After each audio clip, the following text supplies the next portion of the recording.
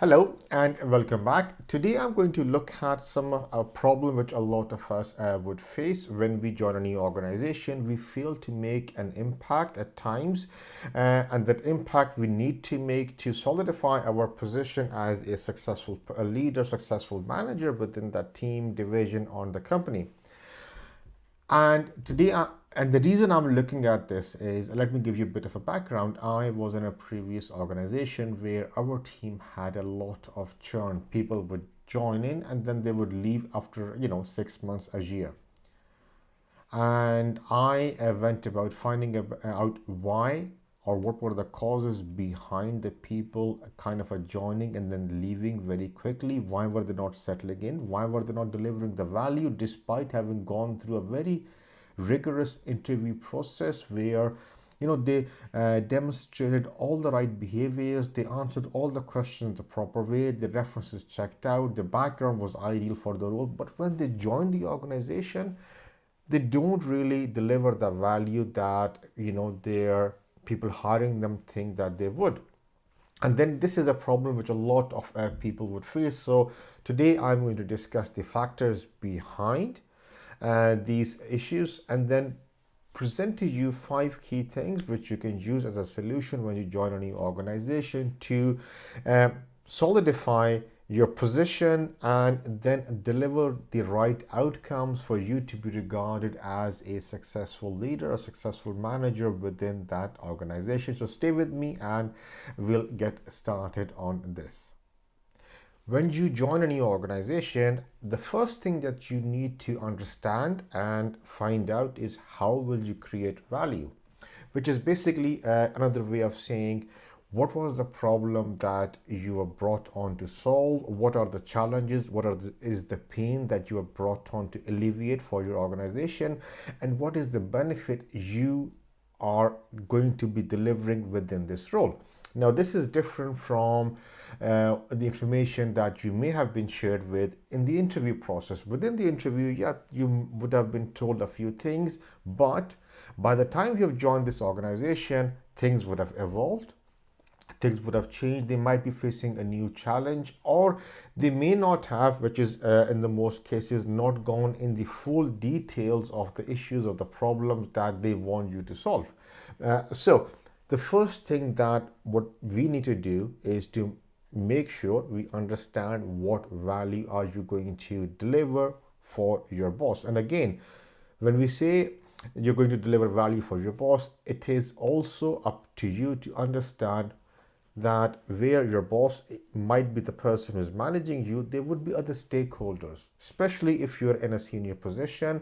There would be other stakeholders you would have to liaise with, you would have to engage with, who would be not directly perhaps responsible or the directly recipient of what you're going to deliver, but they would be influencing some larger outcome, and they would be recipient of the benefit of a problem that you're trying to solve. So is to understand exactly what value you are going to deliver, what problems you're going to solve, what pain you're going to alleviate when you join a new organization, and that is how you want to be aligned to your direct line manager and also other people, other stakeholders whom you're going to work with on a day-to-day basis.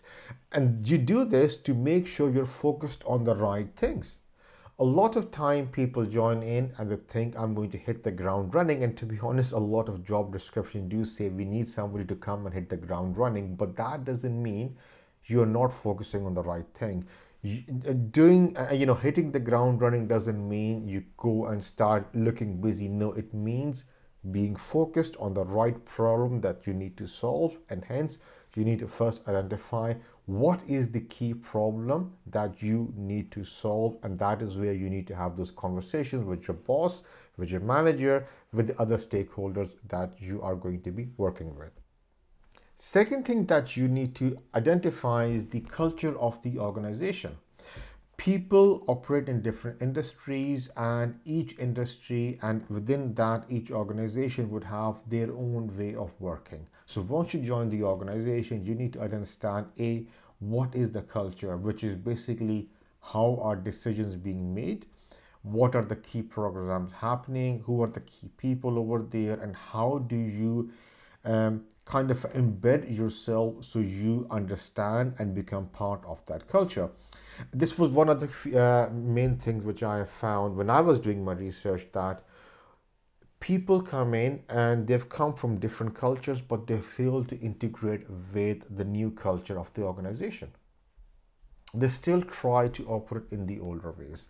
They don't establish those key relationships. They don't understand how the decisions are being made. And then they end up aligning themselves with the wrong people, which is basically, see, they don't build a network or the right network. When we say building a network, that doesn't mean it's the people you know whom you can have a laugh with.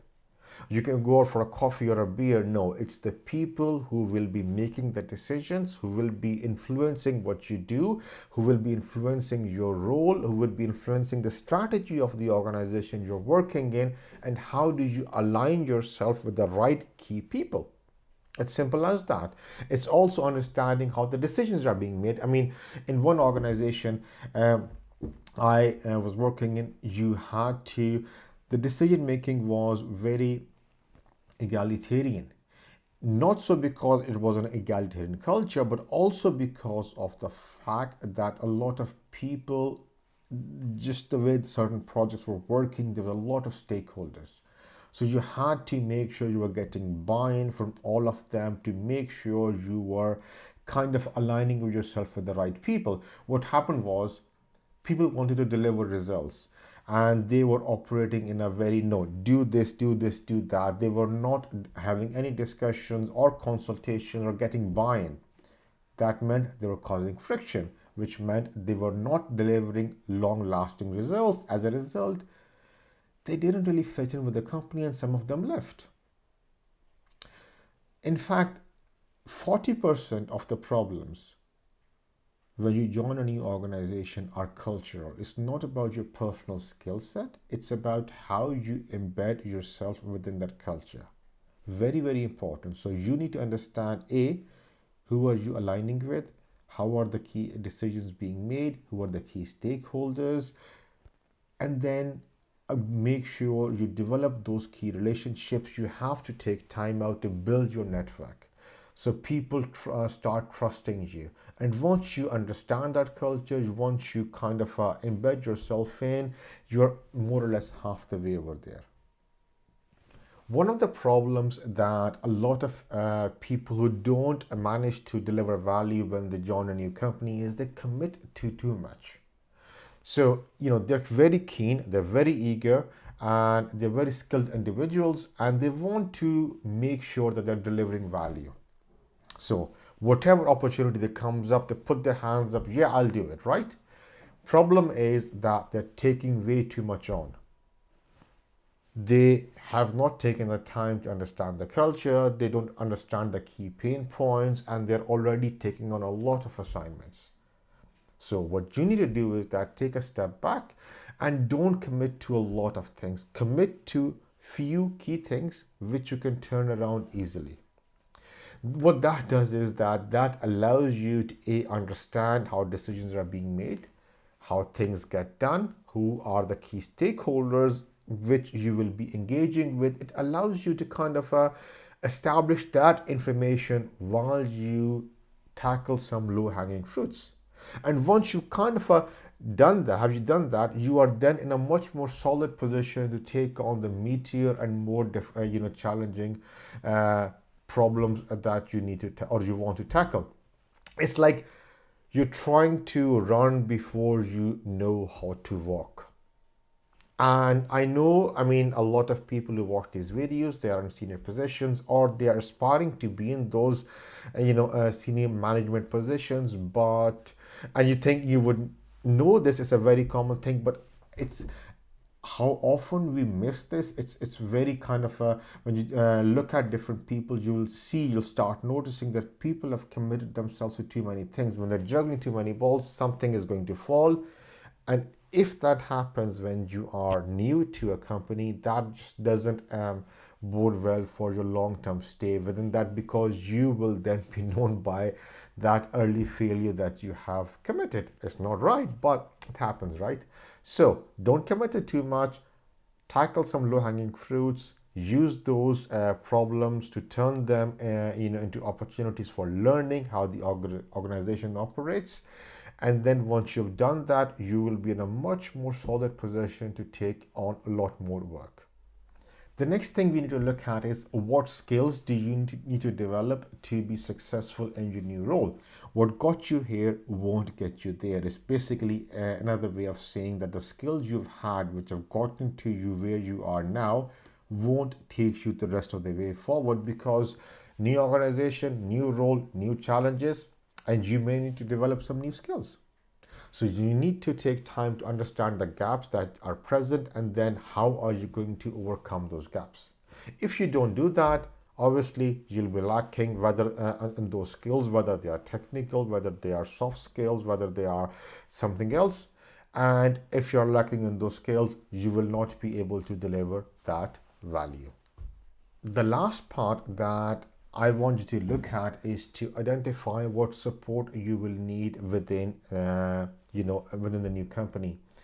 So a lot of times your success will depend upon people who don't report to you, because they will be influencers in some form or manner. It is to identify what support you need from those people who can have a positive influence on what you're trying to do. It is about identifying those people who can support you in the work that you are doing and establishing those key relationships. Once you have developed that network, you will be in a lot more stronger position to deliver value. A lot of times people think, yeah, I am, it's like, I can do it. Yes, you can do it, but you can't do it alone. Especially if you're in a large organization where there is a lot of matrix management, which means your direct reports are not all the time the ones who are going to be doing things for you, because you'll have to establish a relationship within different divisions, different teams, people in offshore areas. So it's about identifying those people who may not have a direct relationship with what you do, but they will have a positive influence on the outcome of what you will be delivering. So identify those key people and kind of develop that trust and support network, which anybody would need if they're looking to be successful within that role. Otherwise, a lot of times people fail because they end up operating alone. They don't develop that right support network. And to be honest, that support network development is very key. It takes time. It doesn't happen in one day. And it takes some focus and concentrated effort to do that. And a lot of people just shy away from spending that time. So unless you identify that, if you will not have that support, I mean, look at this way, right? In our personal lives, we can't function on our own. We rely upon friends and family to get us through difficult times. So why would it be different in a work-based scenario? You will need that support network of people who can positively influence the work that you are doing. So that was the fifth step. I hope you found these things useful. I've tried to keep them concise so it's easy to kind of digest. And I regularly make videos trying to deliver knowledge to kind of help you be a successful leader within your organization. I come from a technology background, so a lot of stuff that I discuss is around that. If you like this video, make sure to subscribe to my channel and hit the bell icon so you're notified when I post new videos. Usually they are on a weekly basis. And if you've got any feedback, I would love to hear from you. Leave some thoughts and comments in the comment section. And till next time, take care of yourself and have a nice day.